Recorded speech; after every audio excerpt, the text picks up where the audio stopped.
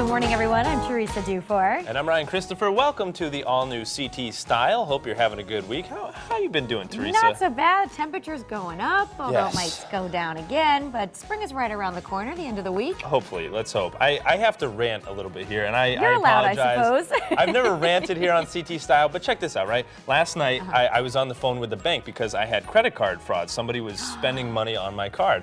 Obviously, there wasn't much there. They went to Home Depot, one of our great sponsors, of course, but they went to Home Depot and all these places. So my mom works for the bank. So I said, hey, Mom, can you help me settle this problem? So we call customer service, and the woman says, hello, how may I help you? Da, da, da. And I say, hi, my mom's here. She works for the bank. Sir, before we answer any questions, I have to approve all of your information. I said, okay, that's fine. Well, can you give me the information? I can't, sir, but you please need to be paid. I'm like, can you not speak to me like I'm, 12? Oh my gosh, I was so aggravated. And then, so my mom finally gets on the phone after I give her my social security number and my DNA strands. She finally approved of everything. And then she starts giving my mom an attitude. But I mean, they really need to loosen up a little bit that sometimes. is kind of their job, customer service. And you were the one with the problem. You didn't cause the issue. Someone stole your credit card. I know, but it's a frustrating situation to begin with. Like, it kind of It's even more frustrating when you have to call and you get someone from out of the country. Yeah, that like can be, computer tech. I always have issues when I'm trying to fix my computer. It's like, can I please get another representative, please? But on a good note,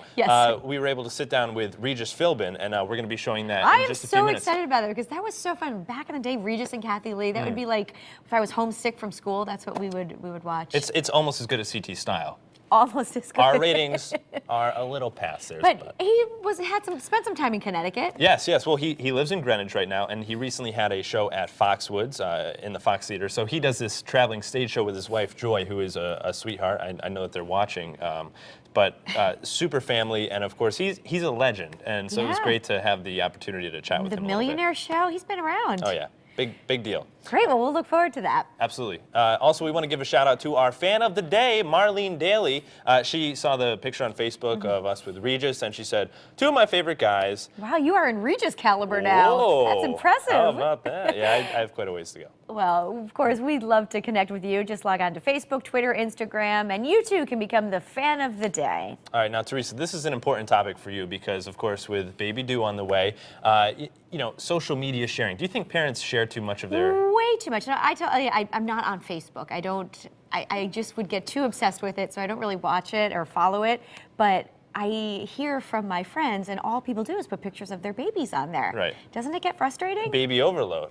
I think once in a while. But I would never do that. Of course not. I don't think Teresa will Maybe ever do that. Maybe on Twitter, but I highly but doubt that's a problem. You kind of, protect people's privacy also. Absolutely. It's very important, and there's a new study out saying that 50% of parents are sharing too much information about their kids here. Now, these are some very little ones, but obviously there's some privacy issues here, and researchers at the University of Michigan have been studying this safe parenting, and through this, really the advice for parents is not to overshare.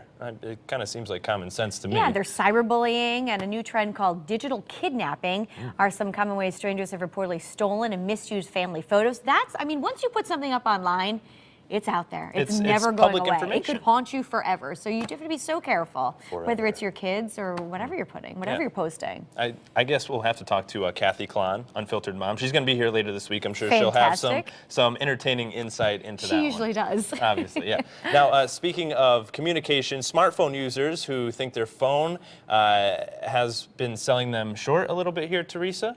There's a psychologist from the University of Waterloo. Now, of course, everybody knows University of Waterloo. They have a great water polo team. We love those guys. But they're saying that there's a link between... Is that overseas? Where is that? It's in Canada. But they're saying that with your phone, if you overuse and rely on your phone too much, you are lazy and you're depriving yourself of some knowledge. What do you think?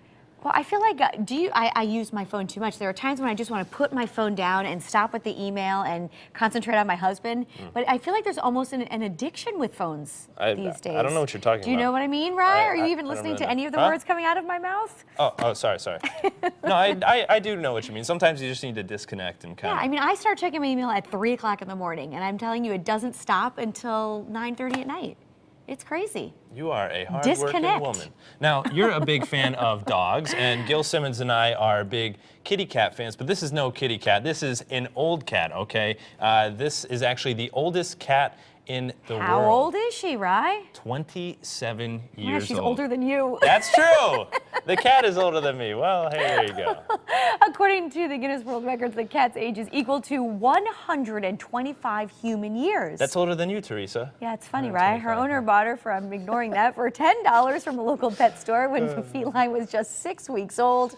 The owner says despite the cat's old age, she still manages to get around well, even has good vision and hearing. Wonder what the secret is there. I mean, that cat looks healthy for being 125. It looks pretty spry, pretty young there. Now, Teresa, this is Tiffany too, is the name. But, you know, I think my cat Hunter, he's more of a bionic I'm so cat. happy we got, what's coming out of his eyes? Are those laser beams? Those are laser beams shooting out of my cat's eyes. That's normal. I mean, what else would you do when you're bored?